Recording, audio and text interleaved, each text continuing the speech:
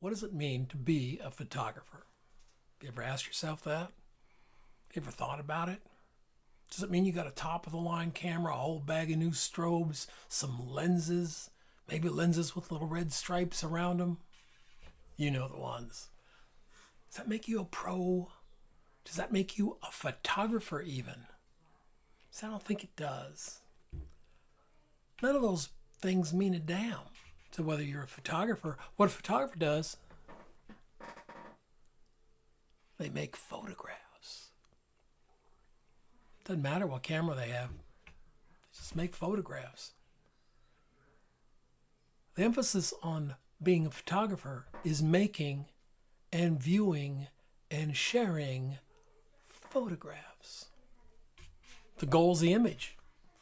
The product is the image. The image is the whole damn enchilada of being a photographer. With green sauce. A nice picante.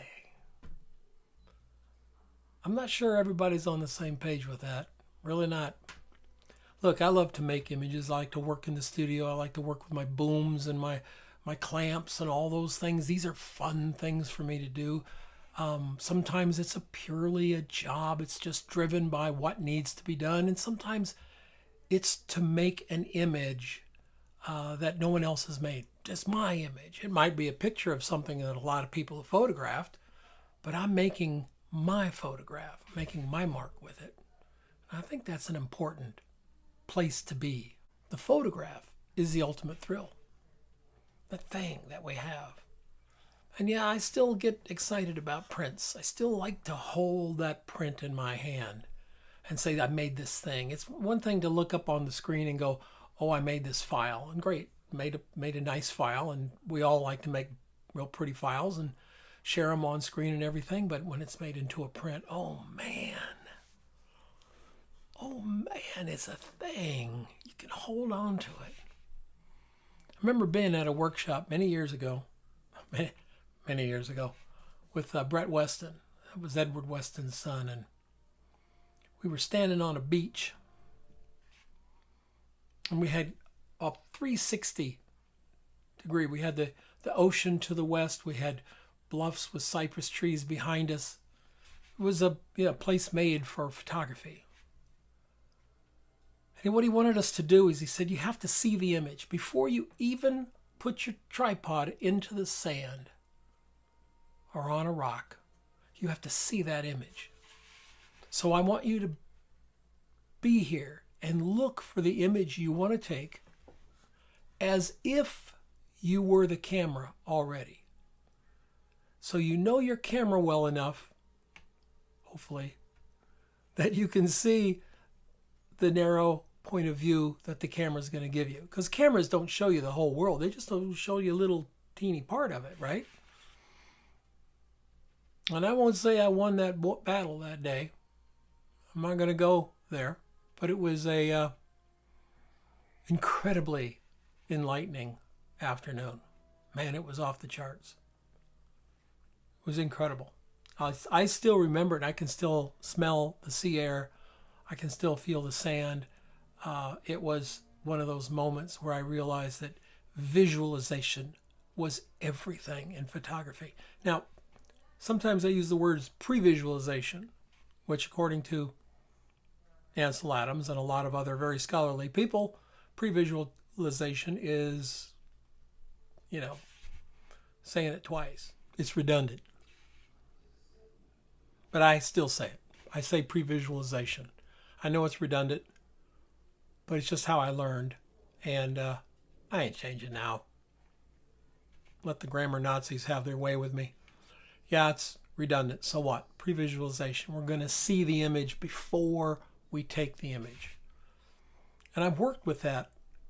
Over the years, I have worked with visualization so much that I've begun to understand how to see in a wide angle, how to see in a telephoto, how to see in a normal, how the tools work. So I'm master of my tools. I'm not at the mercy of my tools. I've seen photographers on workshops. They'll say, well, you want to really get in with this this shot, get in nice and tight, and throw that background out of focus, and boom, they'll reach down for their 20. That ain't gonna work. You gotta see like the camera up front. What's it really about? Imagine having a workshop where taking photographs was the smallest part of the workshop.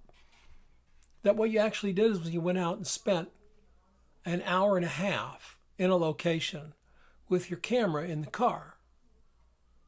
And only after you've been there an hour and a half and found a couple of images in your head, mark them on your notepad, are you then allowed to go back and get the camera from the car. Very, very enlightening. Super enlightening. You'll be able to see more, feel more, and do more with the images. When I did it, we talked about composition. How placing the subject in a different part of the frame could totally alter the feeling of the photograph, the metaphor of the photograph, the reason of the photograph, the context of the photograph.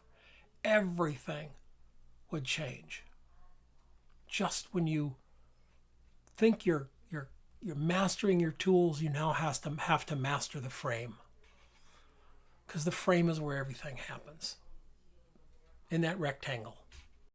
No discussion of camera gear can ever beat a discussion of a photograph. The image is the culmination of everything that you've done.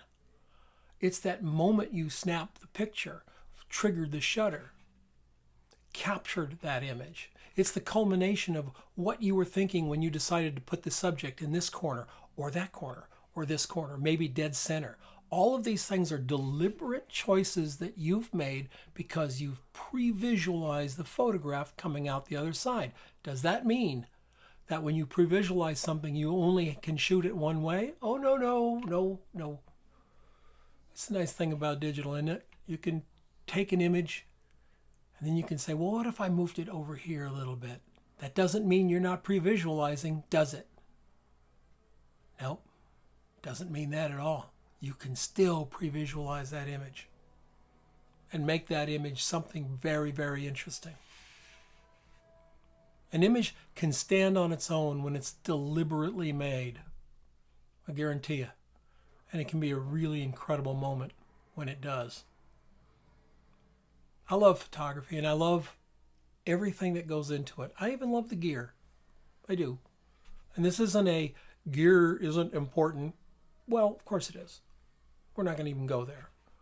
I'm just going to say that if being a photographer is the essence of what you are, then you are making images, looking at those images, and sharing those images with other people to view. That's what being a photographer is. It's not being a camera owner, and it's not being a tripod owner. It's not being a 300 millimeter telephoto owner. It's making photographs. Whether it's on an iPhone, a Deerdorf, it's over there, or anything. It is making photographs. So go out and make some photographs this week. I'll see you next time.